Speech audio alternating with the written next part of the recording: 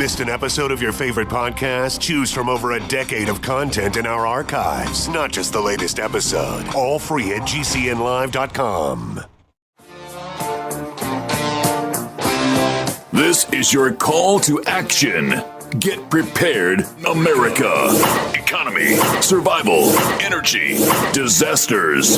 This is USAPrepares.com. Informative radio, educational radio. Interact now by emailing instructor@USAPrepares.com or text at 434-390-7953. Class, please take your seats. Now, your instructor, Vincent Finelli. Watch the greenbacks tumble. On the transmission, looks like we've got about a half a second delay between our studio and GCN. It's more than usual. And so I'm just looking. Everyone all set? Cocked? Locked? Here we go. Your dial set correctly to USAPrepares.com. And John is engineering the broadcast in Minnesota. If you'd like to call us, 866-582-9933, 866-582-9933. Doc Ram's with us. Welcome, Dr. Richard Allen Miller. Hi, Vincent. It's been a long week for me. How about you? Well, you've got, yes, it has. You've got a massive echo. I'm sorry, and John, I can hardly hear you also.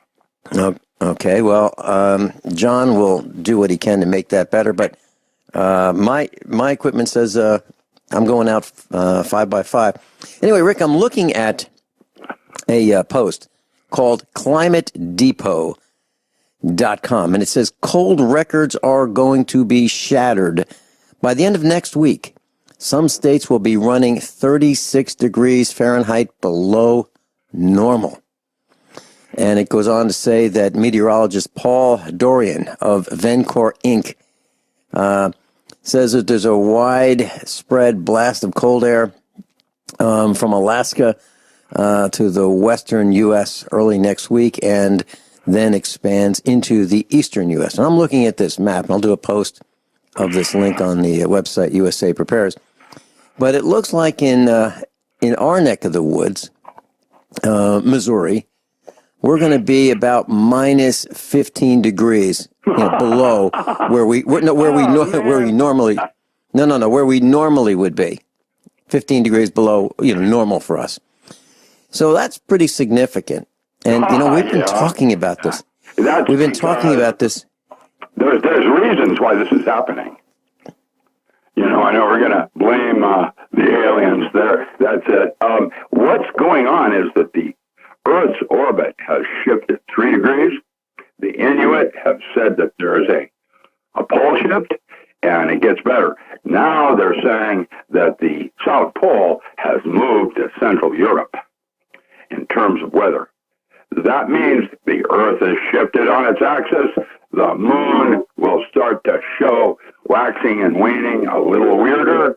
How can it be down there and it should be over there? Because the Earth is actually changing orbit and changing on its pole. Plus, there's all kinds of things man's doing too, chemtrails, whatever, trying to help everything along, make it weird.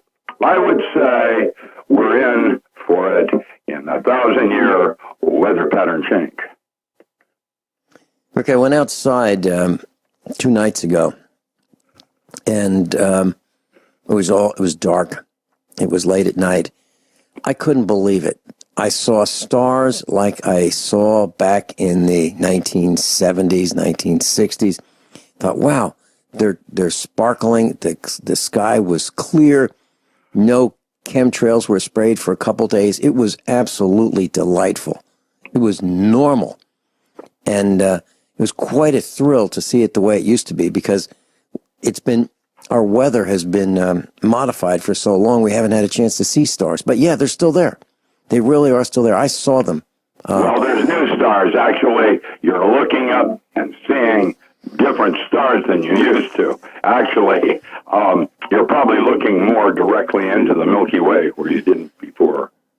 I don't know. All I can tell you is I have no idea where this is all going to end. end of days, biblical. It's interesting, and wait for the day after tomorrow. That should be around the corner, because there will be a need for a reboot on the ocean currents. Okay. Did I say something too much, or what's going on? No, not at all, Rick. I was thinking about the ocean currents, and of course we're seeing stories about massive amounts of ocean life kills just washing up on the shores. Is that all part of this? Yes and no. There's some of it as red algae, red tide. Some of it is plastic in the ocean, from everybody. Some of it is, yes, there is going and radiation from Fukushima. Add them all up, and it doesn't look very good. I think that we need to start thinking about what we're doing, and of course nobody's doing that because, hey, why should we, right? Well, we have some friends good point. We have some friends in the former Soviet Union who have decided that after about 30 years, they were going to build a structure over Chernobyl, the failed reactor. And they built what sight out of mind. Yeah, well, they built this structure, and they say it's good for about 100 years. And now, after putting the structure over Chernobyl, they're calling it a dome. It's more like a huge Quonset hut in terms of shape, and it looks like a light bulb. It'll glow. Well, yeah, but it's a step in the right direction. But we haven't done that in Fukushima. No, and actually, there's more than just Fukushima leaking now. How about Miami? And nobody's talking about New York and Indian Point, but it's still a mess, and it goes downhill from there. I can't imagine what will happen when the Madrid, is it the Madrid fault line goes? Yeah, is that one? Yeah. New Madrid fault. Man. None of it's going to be habitable. Well, that's another good point that you're making, Rick. So, I live somewhat near the New Madrid fault, but we knew that moving here. But there's no place, Rick. There's no place that's a good place within the United States that I can think of. You look at New Mexico. We did some atomic bomb testing there, right? So there's radioactive debris there. We're putting radioactive waste deep in the ground there. We're fracking in the oil fields. We've got nuclear reactors littered all over our country. Where is it safe? I was yesterday. Sweden. Did you hear what Sweden? Sweden has decided not to stop nuclear energy reactors. They've decided to continue with it. No, man. That's sad. It's really sad. Well, Rick, I was it's going to get weird, and then there will be revolution. How could there not? And then maybe we'll get a chance to do it right. I don't know. Rick, I was in a building yesterday in Springfield, Missouri, and let me just describe what happened. So we have this tractor, and it has I bought it with a bent hydraulic cylinder that runs the steering. So I knew when I bought it that it leaked, and I thought, okay, I can just replace the seals. Well, it was a little more problem than that. It actually had a bent chrome piston rod that runs the power steering. So it's just a hydraulic cylinder. And my son and I were working on it, and we decided that we can probably get this thing fixed. Maybe we can have a machine shop bend this rod, and it probably has to be bent within 1,000th of an inch of being perfectly straight. So we're not capable of doing that at our place. We could bend it, but not that accurately. So we found this machine shop. It's huge. I mean, it's not quite the size of a Walmart, but maybe close to that big. And so we went in there with this hydraulic cylinder yesterday, and they have all kinds of CAD systems. They have all kinds of computer-driven machines, lathes, mills. The list goes on and on. And they also have this smell in there, this smell of volatilized oils. And the point I'm trying to make is they probably don't want that smell in there. So what do they do with it? They ventilate, right? So where does that go? It goes all over the village. Yeah. And that's just one, and that's just one business. Then, a little bit down the road from there is the airport. And then right next to the airport is another steel fabrication shop, a really large one. And I'm sure they're working with all kinds of chemicals as well. And then right next to that is a television station with a huge tower. So what I'm saying is within just a little village there, this little area within Springfield, Missouri, you've got the massive amount of electromagnetic radiation from the television station. You've got the fabrication. If the right one don't get you, the left one will. They're going to kill you one way or another. They watch it. And you look at these buildings and you drive by them and you think, just in a daze or transfixed, or mesmerized or zoned out as you operate your vehicle. They're right in plain view, but we just don't see them and we don't think about what's going on in these buildings. And then when they wash whatever it is they wash, it goes down the drain and that enters the water supply. And then, a couple weeks later, we get to drink it. Yeah. Yeah. Well, that's why they build filters, and then those filters are made from asbestos. So we gotta, it goes on and on. It's crazy. Yeah. So the consumerism. And actually, I want to make a point. You should have gotten that break or that vendor. You know why? Because ultimately it will be profitable. It's like if you wanted to do solar cells on your home, if there were 9 families that want to do it, it's cheaper to buy a manufacturing and make your own panels than to go out and buy them. See, but that's what we don't do here in the United States, Rick. Well, no, it's all about consumer, and when it's old, it's a new car. They let the old car rust, like Indians or something. Make a planter out of it. I don't know. Rick, we'll be right back. See if we can clear up the distortion, the echo that I'm hearing at my end. I'm going to check with John and see if he hears it as well. Class, we'll be right back. Dr. Richard Alan Miller is with us. DocRam.com. Doc Ram's with us. DocRam.com. Rick, you're mentioning getting others together to buy the equipment to build, for example, solar panels. And I totally agree with you, except it's impossible to get people to work together in the United States of America. Well, wait till next year. That will all change. Yeah, okay, that would be great. Wake up. Everybody will wake up. And why do you think that is? Because of the collapse? How about Donald Trump for president? I don't know. Everything that seems to be going downhill in a big whirlpool, and nothing is going to go right, including money. Pretty soon, it'll be small communities again, just like it was in the early years, and neighborhoods. Watch. Well, I like that. I really like that. As a matter of fact, Mrs. Finelli was out yesterday while our son and I were in Springfield, and she was traveling to our little hamlet, the center of our little town about a couple miles away, and there was a guy she didn't know, and he said, "Hey, would you like some turnips?" And he handed her a bag of freshly grown turnips. He said, "Would you take these?" And he was giving away bags of turnips because he had too many. Isn't that nice? We didn't even know who this guy is.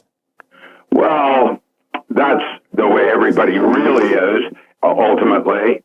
It's how does the great book of magic, Solomon the King, second paragraph in this very epic grimoire, ownership is enhanced when shared with another.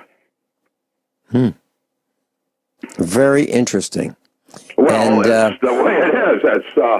And it's all going to go back because it can't go forward. Rick, I was thinking about air pollution. I was in the city of Springfield yesterday, and every once in a while we get behind one of these vehicles that really, really smells, and that's when you notice more air pollution. Here's a thought. So there's a post that says speed bumps cause extra fumes because it demands that the motorist slow down. So you use your brakes, you put more asbestos in the air with the brakes, and then you resume your speed, and then you hit another one, you slow down, and you speed up. So more pollution as a result of speed bumps. I believe it. I believe it. And that's because...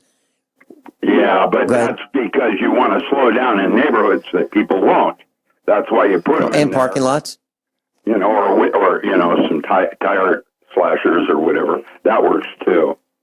Mm-hmm. And that's because people are irresponsible behind these motorized missiles that they have a steering wheel to, an accelerator pedal to, and they're distracted. They're on their phones when they should be paying full attention to what they're doing with these very dangerous projectiles that they're navigating with.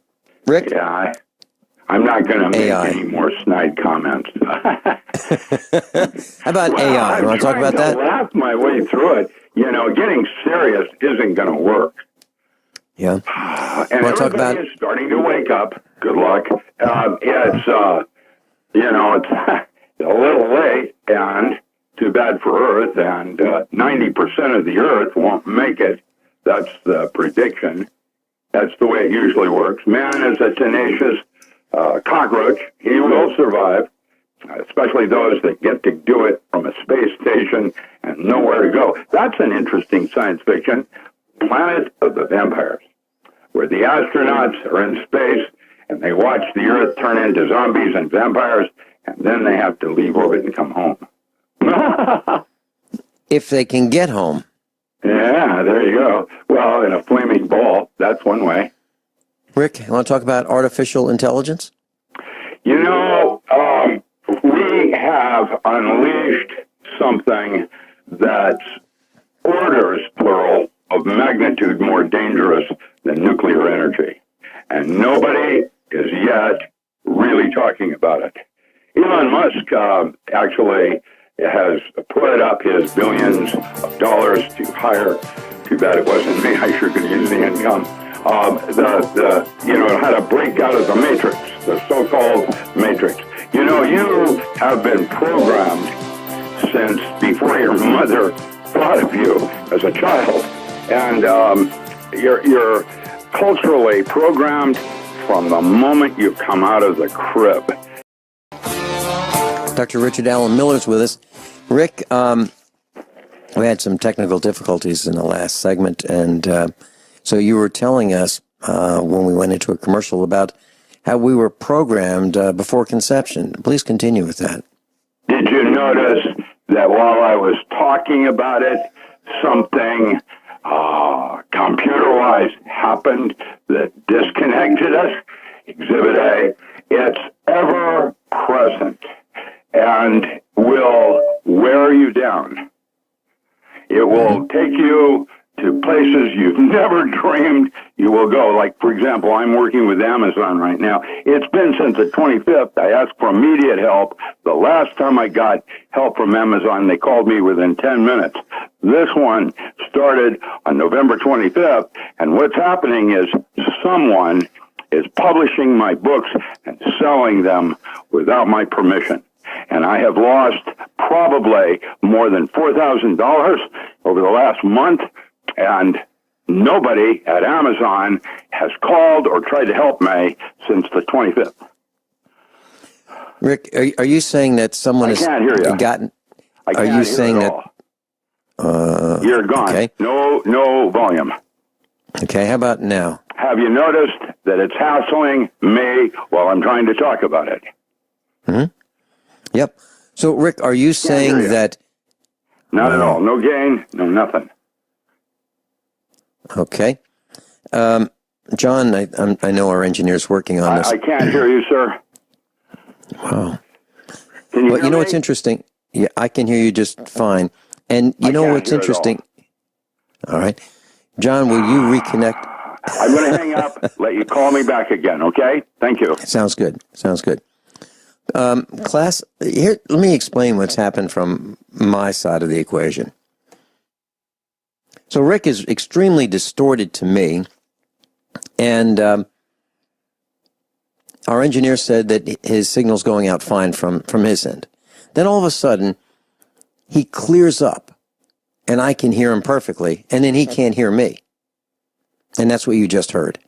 You just heard that. And it's happened twice in the last two segments. Twice. So our engineer, John, at GCN, is contacting Rick Miller right now, and he should be right back. And one of the things I wanted to share with the class is something that I've noticed that's happening, and I believe this is artificial intelligence or a pretty sophisticated computer algorithm. We have an old tractor, and it's a Ford, and I was so angry with what Ford was doing, shipping jobs outside of the country, that I decided that we should sell this tractor. Talked to Mrs. Fennell, and she was furious, and she was the one that brought it up. Well, since Donald Trump has been selected, he's been talking with some of the major manufacturers, and it looks like they've had a change of heart. I guess he indicated that he just might tax them really heavily, which would make... Okay. I was talking about Donald Trump and how he mentioned... Rick, you're back. Hey, Rick? Hey, Rick? Yes, sir. You're there. You're back. You're back. I was mentioning... Stay tuned on that. How's my volume and echo? What? Okay. Well, our engineer says you don't sound well, but let's continue. Well, that's because I'm crazy. Yeah. No. It's your audio. I got it. But let's continue if we can. Amazon. Amazon normally will call me within 10 minutes if I have a problem because I'm a good customer. This has been since the 25th. Somebody has been selling my books, plural, on Amazon. I have not received a single order from Amazon. We've placed 10 orders. They have actually started arriving. My friends are getting the books. They're not from me. How's that work? Like power tools. And some of them, they're Amazon Prime. They're also advertising it signed by the author. They're not, because I didn't do them, and they're from a different, not Lightning Source, but someone else out of Kentucky.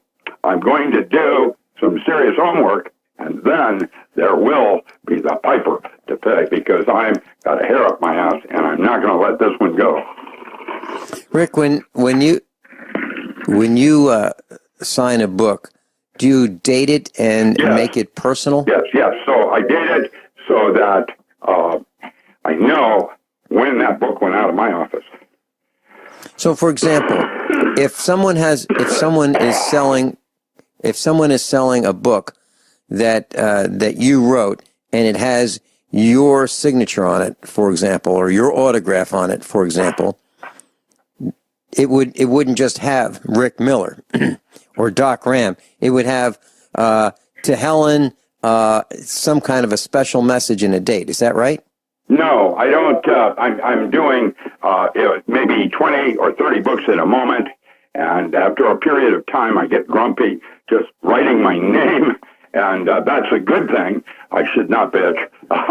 The more I do it, the more money. I am desperate because I've had now 1 full month with zero cash flow, and I am, like most people, $2,500 in the bank, and I need to make my daily bread because that's my only primary source of income.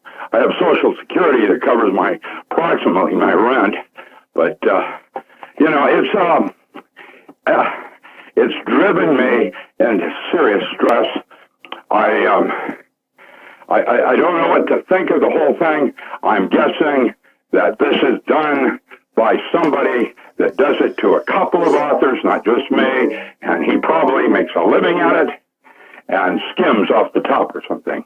He's made about $4,000 on, as far as I can tell, on my books. Which so is this person? Of income. Are you saying? Do you think that this person has got equipment to reproduce, counterfeit very well? Is that what we're talking about? I have not. Oh well, there are Lightning Sources out of Lexington. That's where I get my books printed. Also, there's another one that's fairly large. Also does books on demand. And I haven't seen my signature But Russ says it's not my signature, so someone is faking my signature and making it look like it came from my office. Gets better. It's all my books. Well, there's a recourse. There's a recourse that will find out who it is. Yeah, but what I'm saying is one of the recourses is if someone used a credit card to make these purchases, they can do a chargeback If against Amazon or somebody will allow me to, because Amazon may have a privacy thing. I have not been able to talk to Amazon, so there it is. And, of course, I can't call Lightning Source either, because maybe I could find out who's printing power tools besides me. Tell you an interesting story. One of our instructors, Bert Bertonis, out of California, he's a radio frequency engineer. He's a patent holder. He's a brilliant, brilliant gentleman. Known him for quite a number of years. And he was hired to find out why a specific cell phone was being reproduced, counterfeited, with a high degree of accuracy. Such a high degree of accuracy, even the tool marks under extreme magnification, even the tool marks of the counterfeit cell phone were in the the original tool marks and the counterfeit were virtually identical. And it was almost impossible to figure out which cell phone was the counterfeit model and which one was the original. So he was hired to figure this out. And he looked at it with all kinds of tools. Everything was reproduced perfectly. I mean, these were really, really high quality counterfeits. And what he found out was that the American supervisors at the factory, at the end of their shift, they would go home, and the factory was in China. And then the second shift would start up, and that's where the counterfeits were being made, in the same factory. Oh, man. In the same factory. So what I'm saying is, could that happen here? Maybe we're taking a page. That's what's happening. That's exactly, probably, what's happening. And you'll notice that you'll notice that Amazon has no trouble. And when I do try to get help to get this nonsense stopped, I don't get it. Why is that? Interesting. So well, what you're on that also, and that comes around artificial intelligent computers. They are using them with the right algorithms. They can profile you so that when you load Amazon, it'll come across with a banner using Google's algorithm that will immediately want you to think and take a look at that jewelry or that book. But it's better. Then it'll throw one of your things in there to make you interested to see, oh, look, I'm being advertised too, to grab you to look at the other things. It's called guerrilla marketing because every 7 times you look at something, you buy. Oh, it gets better. That's another kind of profiling. Imagine when they actually, what they've been doing over the last year is feathering orders. And they'll do that with a DOS attack on my website and crash it. It was interesting that my website crashed. Thank you, Ed Marvini. Ed Marvini saved my bacon. And I have to say something further. Ed did this when he was visiting Norm Shealy on a vacation. And he didn't want to do it. I could hear the stress in his voice. It was awful. I felt bad. And he came through he helped me. And I don't know what I would have done without his help. And that's just, I owe him one. I'll take care of it someday when I'm in a position. I'll take his bullet for him. Rick, it gets better than that. Because when Ed from Florida was visiting Norm Shealy before he got to Missouri, Norm lives about an hour from, maybe a little over an hour from where we are. His farm is about an hour away. Ed called me and he said he was coming to town, and so he was going to come over to our farm and visit us. Well, do you know, I had dinner with Norm invited me and Mrs. Finelli and Ed and Dr. Sergey Sorin and his wife to dinner, and we had dinner with him. Do you know, we did not get a chance to meet with Ed, but do you know he never said a word about your problem and how he was really pressured to fix it, and that's the kind of guy he is. So the only time I knew about it, was when you told me. So Ed cut his visits short to help you.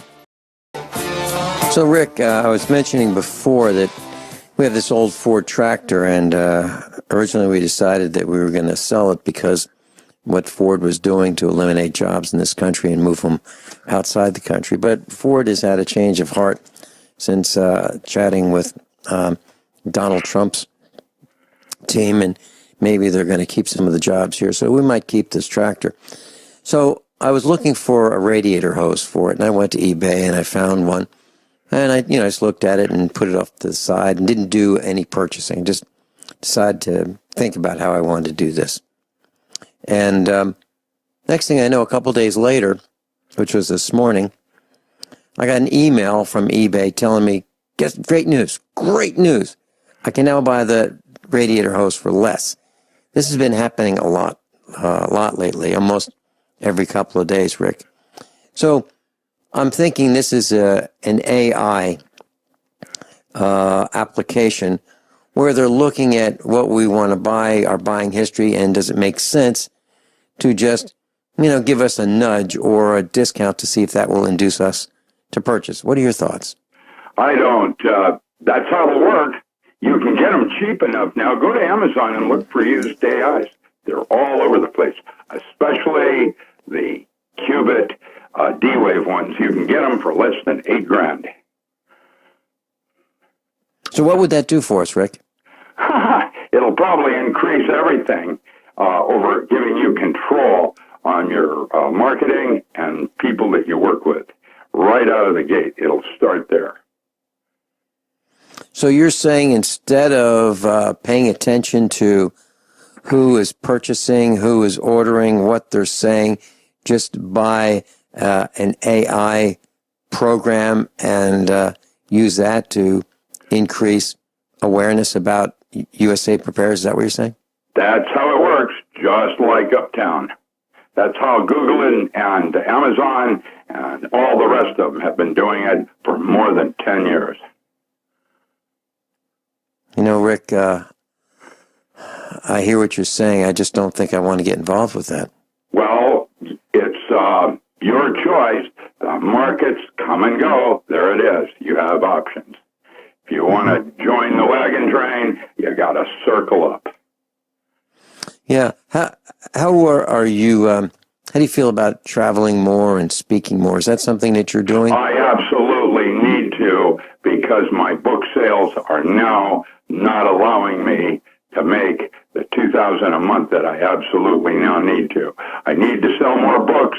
I need to do more workshops, and I certainly could use a little help so I could write instead of constantly fretting and getting sick over what's going on. It's like going from one nightmare to the next, and each time I turn around, oh, wait, there's more. It gets weirder and weirder. It's interesting that you say that, Rick, because as I talk to more and more people who are independent-minded, we all seem to be finding that everything is getting more difficult. Everything is more complicated. Everything's harder. There are more obstacles in our way, and it's taking us longer to do whatever it is we were going to do before. It's taking us longer. For example, simple things that I work on probably take 3 and 4 times longer than I think they should. I was helping a friend put in an under-the-counter faucet, a instant hot water heater, a dishwasher, and a water filtration system, and a drain. And that should have taken 2 hours. It took me 2 days. Literally 2 days to do it. I had to run an electric circuit, extension on a circuit, the manufacturer of the water faucet, top quality brand, has a mounting system that uses a stainless steel threaded rod to hold it on the bottom of the sink. Really very well made. But the nut that they included, it was a metric threaded rod with a USA nut. And so we had to run around Springfield and find an M6 by 1.0 nut. What a pain in the neck that was. That kind of stuff is just, how did it get to this point where it's so complicated? Whose bright idea was it to switch to the metric system where now we have to have SAE wrenches and metric wrenches and special metric tools and special SAE tools? It's ridiculous. We were doing fine without the metric system in the United States. Not anymore. Now it's really, really complicated. Now an engine is part metric, part SAE, and so is the rest of the car.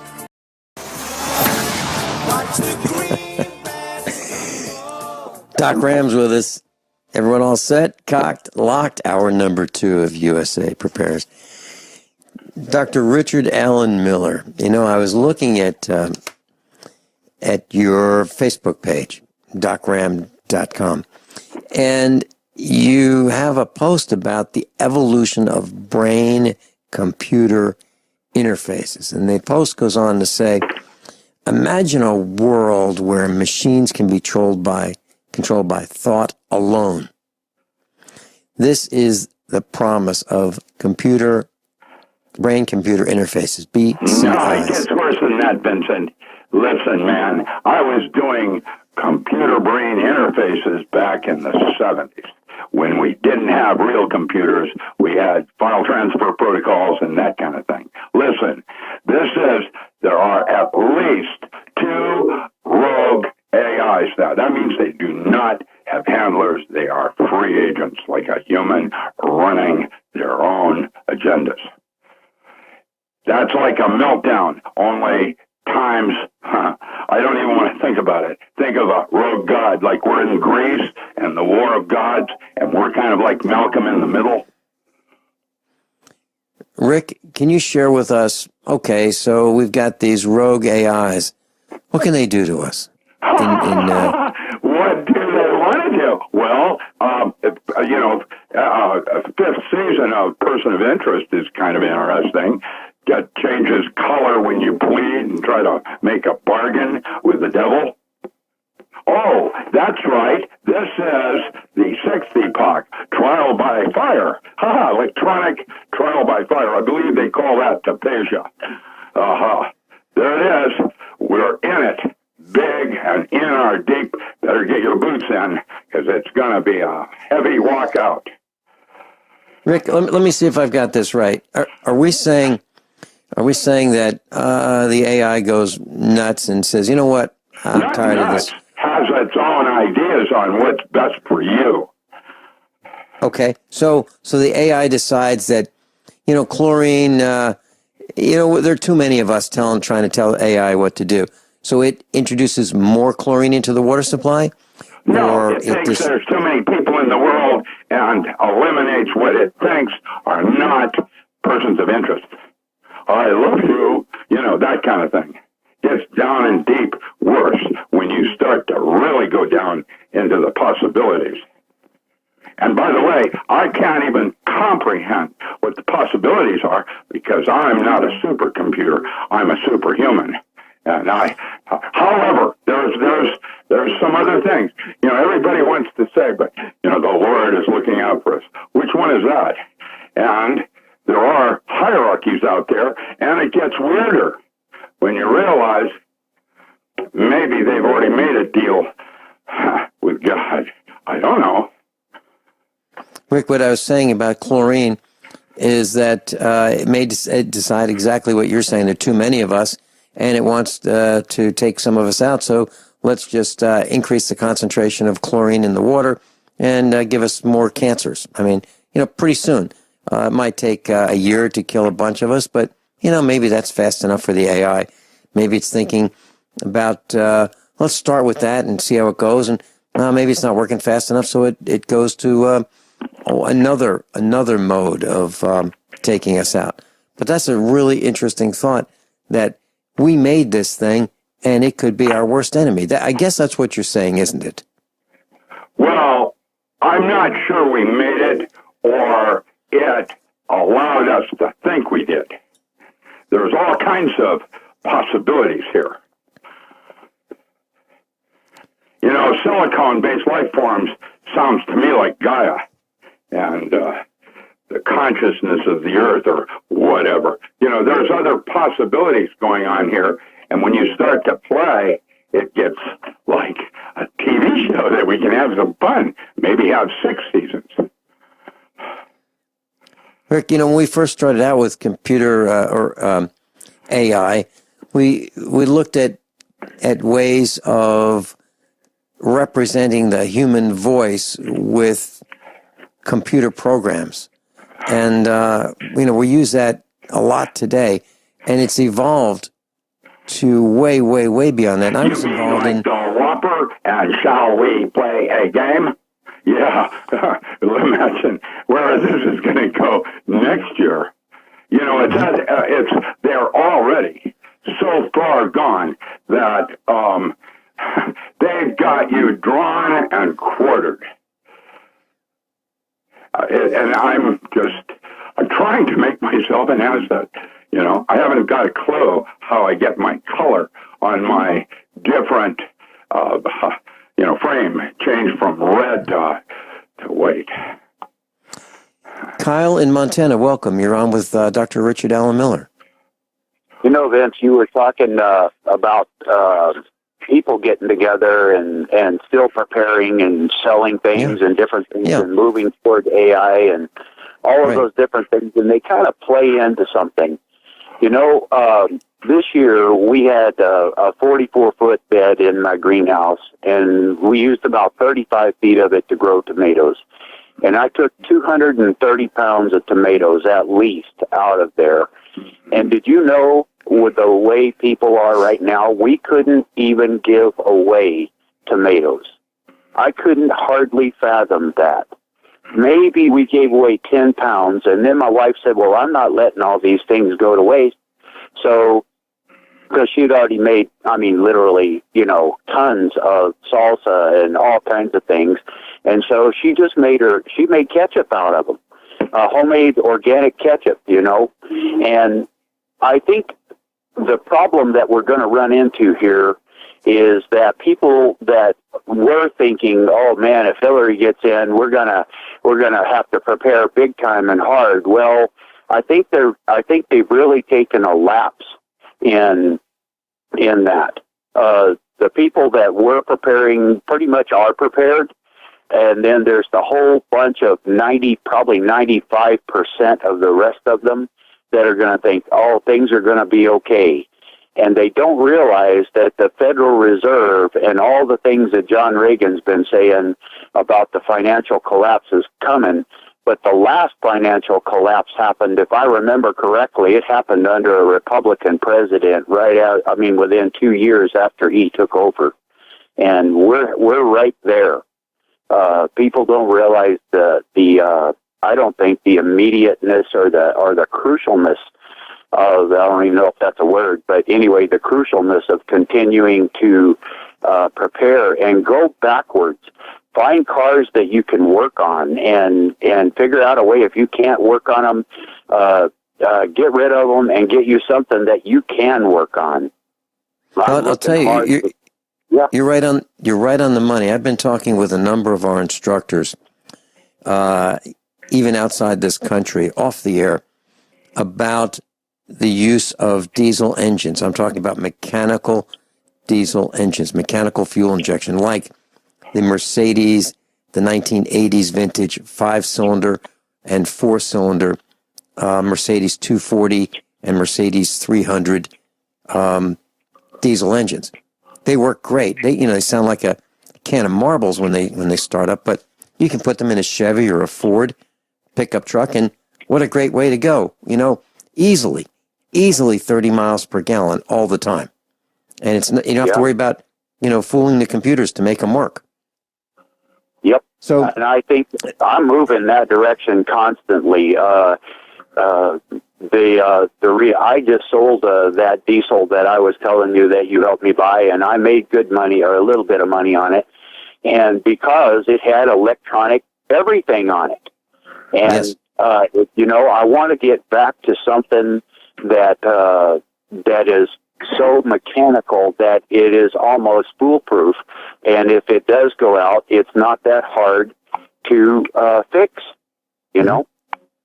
And, well, if you look at it, for example, we have in our collection, if you will, of vehicles, we have a 1983, I believe it is, Mercedes four-door sedan. Oh, it's got a couple 100,000 miles on it. Gets no computers. The cooling system is complicated. It's way more complicated than it needs to be. The heating system is more complicated, but transmission's pretty simple. The drivetrain's pretty simple. It's a heavy vehicle, holds 5 people easily, and it gets 30 miles to the gallon on diesel fuel all the time. What a great way to go. So, if you're looking, it happens to be the model is the 300SD, and they make a longer one called the SDL. Great way to go if you can find one. Very durable, long-lasting, very inexpensive. I imagine you could get one for $2,000. And the vehicle that you're talking about is a Chevy 6.5 turbo diesel, right? Your truck? Yeah. Is that the one you're talking about? Mm-hmm. Yeah. Yeah, and that's got an electronically driven fuel injection pump. We have 2 of them here, and it's complicated to keep. Well, it's a complicated system. It's a nightmare to keep it running unless you know exactly what parts you need to keep in stock. And then once you learn it, it's not so bad.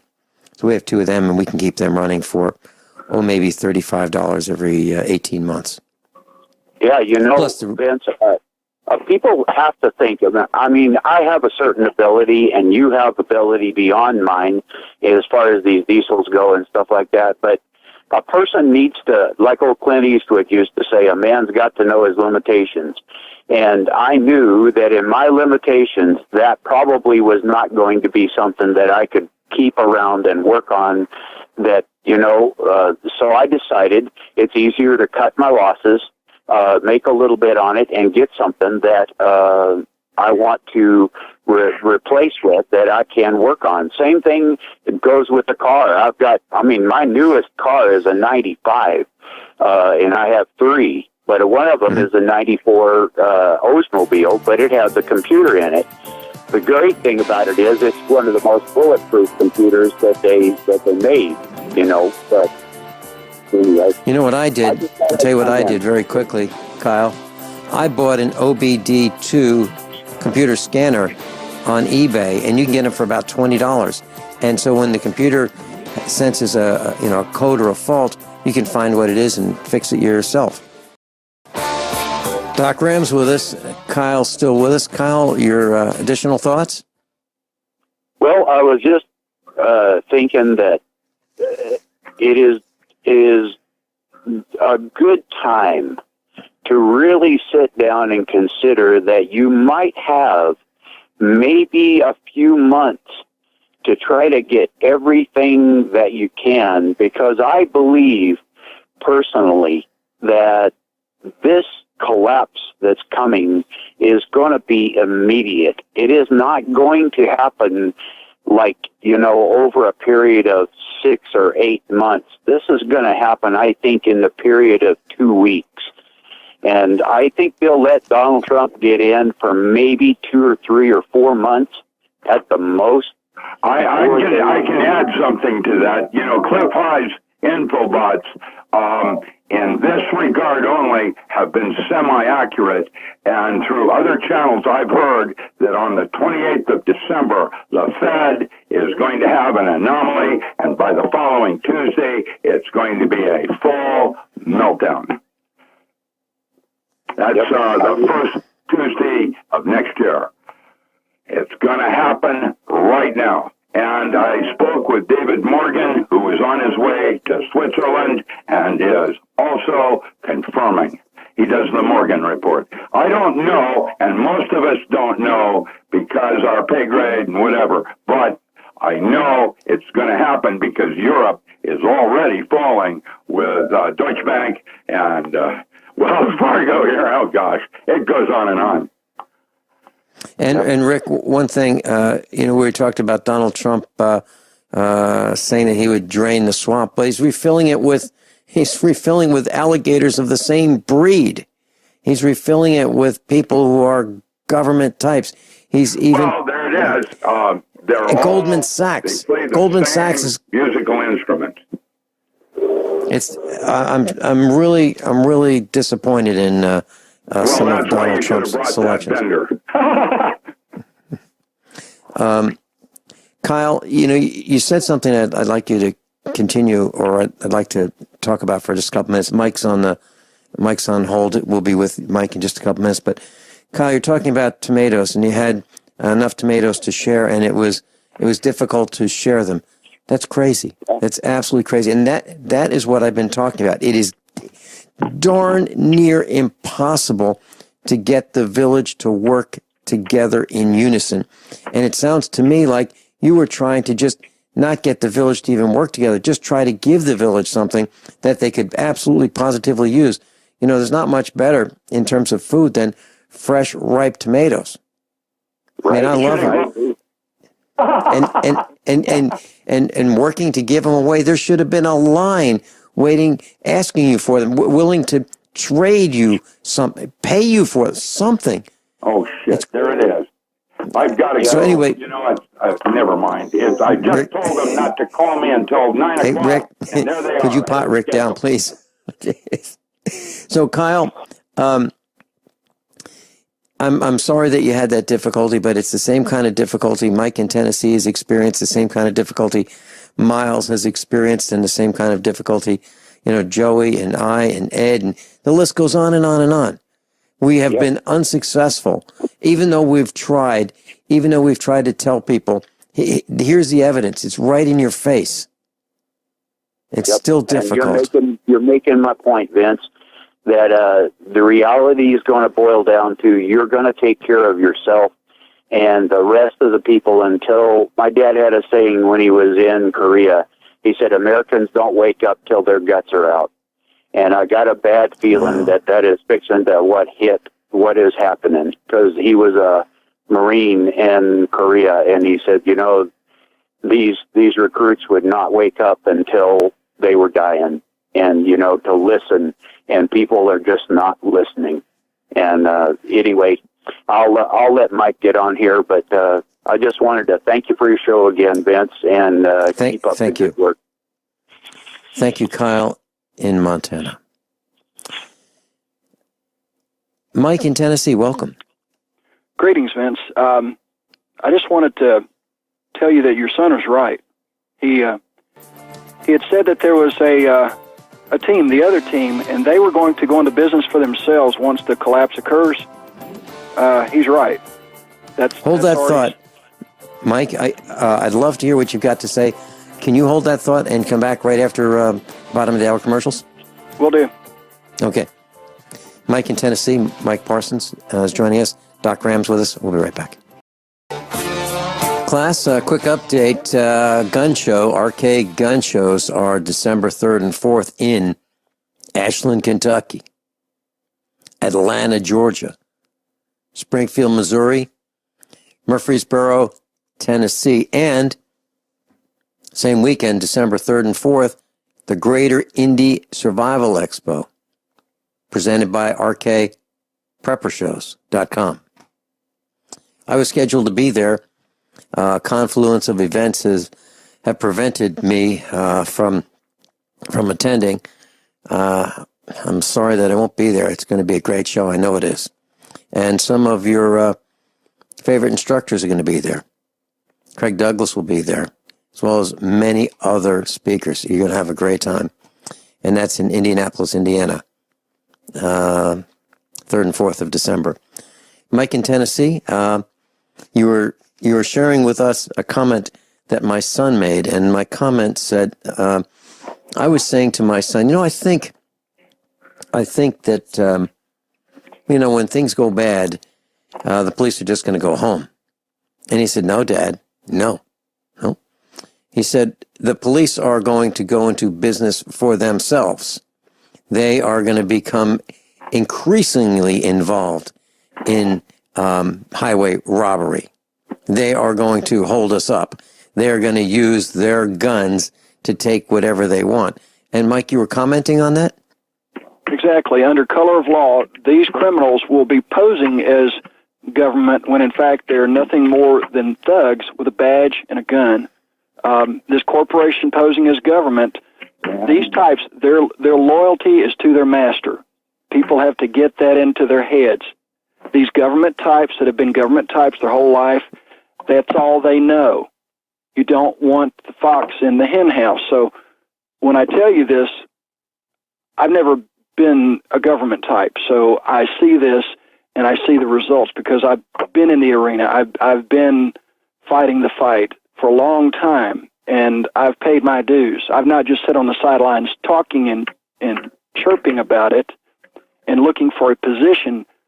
Many like me have been in the arena fighting, and we've suffered greatly. But today, when I overheard another radio talk show, and the co-host was talking about his survival community up in your neck of the woods, Vincent, and he was talking about how anybody that could afford a brand new Mustang or $50,000, well, you could get in.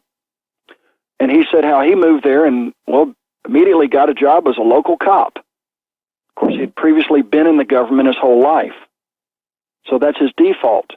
So what does he bring into this survival community? The system, the government, his master. And when you saddle up with that, at the end of the day, they're all about them. They're not about we the people. They're about the club, the private old boy network, and they feel like they're a part of it. Now, the people with real wealth, they've moved offshore. They're gone. Those people with real wealth, they're out of here. They're going to sit back and watch us go at it. And because there's so many of them that have already sold their souls to the dark side, the only thing we can do is prepare and be prepared to do whatever has to be done, but along the way, educate those people that have not chosen a side and get them to stand on the side of truth, integrity, and what's right. And you know, I have to add something. I really respect your additions, by the way, over the last few years. You're smart, and I appreciate you. I have a friend who was an L.A. detective that retired up here, and he found that the system up here at Good Old Boy Network in Josephine County is so corrupt that he refused to work as a policeman, so he chose working as a dog catcher. And guess what? He's working on a serial killer of animals that puts a butt in their mouth and acts like a werewolf that's out of Legends. It was a hodgepodge up here, man, I'll tell you. Well, I know that, Dr. Miller, you're an entrepreneur. You're out there making it happen, writing books. You're out there in the arena. I'm writing them, but I'm not selling them. Someone else is. That's crazy. Right, but you're part of the solution of standing on your own feet. People that are willing to stand. I am down on one knee. I just cannot believe it. I got hacked with my website, a DOS attack, simultaneous with Amazon, and my cash flow for 1 month was zero. And if you don't think that put a hitch in my giddy-up, I'm going to have to go work at Brymart. I'm not kidding. Sorry, well, I'm just wanting to let people know that the other side is prepping too. They're creating their survival communities. They are networking. They are doing all those things that we are doing, but for an exclusive group, and we ain't it. Mike, as you talk about this cop, and you talk about the $50 entry fee to become part of this, what they call a community, are you saying that $50,000 gets you a mobile home on land that you may be able to use for a while? Is that what you're saying? What is this? What is this $50,000 well, do? He had a specific name, and if you want me to say it, I will, but if you would rather me tell you off air, because they're like up in your neck of the woods, they're people that you know. And if you listen to this morning's show, and I'll tell you off air, and then if you want to elaborate, you can, then you make your own conclusions. But it seems as though it was exclusive to certain type of people, and they kept referring to this as the premises. They're using all the legal jargon, emphasizing that they know whose this is. this is the masters. They are the masters. The property's the masters. It's all about working with the master. And that really bothers me because the host I thought was more in tune with individual sovereignty, but apparently not.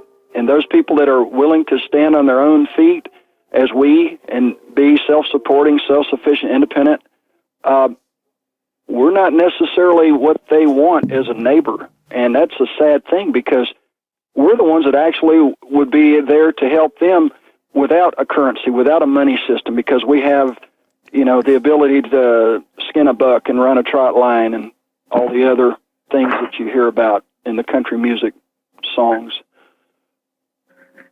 But you've got to realize, as the previous caller said, think of it as your time window is about to close, and do everything that you can as though there is no tomorrow. Because when whatever happens, if you don't have to leave and you've got enough provisions to provide for yourself and your family, you're good. Let the rest deal with it as they have to. But I know that right now there are people struggling, and there are people that I know personally that are up at the Standing Rock Sioux Reservation land, treaty land that is theirs, standing up against a corrupt system and out in the cold, and they're getting sprayed with water. They're being starved, and they're being brutalized at every turn. And I wish Trump would step up and say, hey, guys, knock it off. I've got a plan. I sent you an email, and it's very simple. Would you please read that? I received that, and do you have that available to read your plan? Yeah, it'd take me just a second to pull it up because I think that it definitely, as Trump likes to do, a win-win. I, as a former business owner of several small businesses, agree. And it's simple. Consider these facts. 100% of the oil being shipped from Canada through the lower 48 is slated for export, period. The fracking being done to discover the oil and develop it is destroying the aquifers in Canada. There have already been over 200 oil pipeline leaks in the Dakotas in the past year, but only one was reported publicly because it was witnessed and reported by someone not working for the pipeline. 4, people all across our country where fracking is being done have contaminated groundwater and are getting sick and dying of cancers. Here's a solution. Have the pipeline run across Canada to the ports of Nova Scotia. This will provide more jobs for their pipeline workers, refineries, port handling, and traffic of tankers. This way, Canada Corporation keeps their economy humming along, and we do not suffer from the oil spills and the benzene used to clean up the spills contaminating our water. We will let Canada deal with the risk, pollution, and dying population. In return, we will allow the pipeline to remain where it is, but we will install a water pumping station. From there, we will pump our Standing Rock brand of fresh drinking water back up to Canada for all of those who refuse to stand and are now having to deal with no safe drinking water of their own. Therefore, the DAPL, Dakota Access Pipeline, they get to use their pipeline. They lose none of their investment, which is a win for them. The Canadians, they get jobs to export their oil. It's a win for them. And the Standing Rock Sioux, they get to live in peace with clean water and the ability to sell to the people of Canada at the same price as a barrel of oil that the Canadians are exporting, fresh drinking water. And the Canadians, they get to still sell their oil. The Standing Rock Sioux, they'll sell water. Can you guess which one will always be in demand? Really good point, Mike. Excellent point. It's difficult to do without oil, but it's impossible to do without water and live. Exactly. And that pipeline can pump water as easy as it can pump oil. And if you have a water leak, who cares? Yeah, Nobody. A lot easier to, actually, it's easier to pump water, and not even dangerous to pump water. They're going to be pumping what's called tar sand material, which is very corrosive and abrasive, and it's like, running pumice through a pipe, after a while it scours it away and you have a leak. That's why they've had so many leaks. You know, I'd like to add a sidebar point here, if I could, please. It's important. Gurdjieff actually said in the 30s to eat your environment. You know, oil is a just-in-time delivery crap of consumerism, and really, rather than port food in from, I don't know what planet it comes from in Safeway, but eating local would eliminate the need for oil, and you choose where you live, predicated on your diet preferences and other variables. Now, it's true that there are things you need that are not available, in your community, and you have to bring it in from some other weird place. But it's also true that was not the case in 1900. And really, there's other ways. Rick, hold that thought. Hold that thought, Rick. Just a quick news bit. CBS Minnesota, Black Santa coming to Mall of America for the first time. Minneapolis, the Santa experience inside the Mall of America is bringing a unique experience to Twin Cities families this year. For the first time since it opened, a Black Santa Claus will help spread the Christmas cheer. And to me, I don't have a problem with color. That's not the issue.